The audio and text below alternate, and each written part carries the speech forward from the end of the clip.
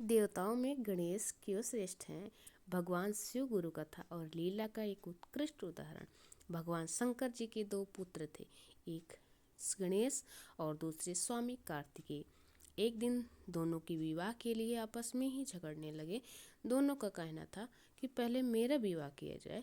दोनों को आपस में ही इस प्रकार लड़ते देख भगवान शंकर और जगदम्बा माँ भवानी ने कहा, तुम दोनों में से जो पहले इस पूरी पृथ्वी का चक्कर लगाकर हमारे पास आएगा, उसी का विवाह पहले किया जाएगा। माता पिता की बातों को सुनकर स्वामी कार्तिकेय तो तुरंत तैयार हो गए और पृथ्वी का चक्कर लगाने के लिए दौड़ पड़े।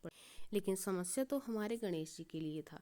एक तो उनका शरीर भारी और दूसरा मोटा भी है, और उनका सवारी चूहा जो बहुत ही छोटा सा है। उनके लिए तो विश्व भ्रमण असंभव है। ऐसी स्थिति में गणेश जी के लिए तो यह कार्य बड़ा ही कठिन था। उनका शरीर भले ही स्थूल था, लेकिन बुद्धि अत्यंत ही सूक्ष्म और विलक्षण थी।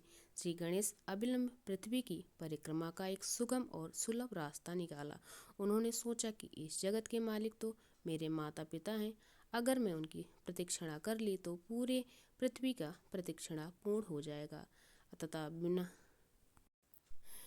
विलंब किए उन्होंने सामने बैठे अपने माता पिता का पूजन करने के पश्चात उनका 7 बार फेरा लगाया और प्रणाम करके खड़े हो गए।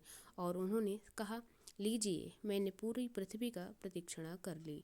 इसके बाद माता पिता उनके इस कार्य से प्रसन्न हुए और गणेश जी का विवाह रिद्धि सिद्धि कन्याओं के साथ कर दिया। इससे उनके विलक्षण प्रतिभा को देखकर सारे देवी देवताओं ने उन्हें वर और आशीर्वाद दिया। इस प्रकार देवताओं में भी गणेश जी को सर्वश्रेष्ठ माना गया है। नमस्कार।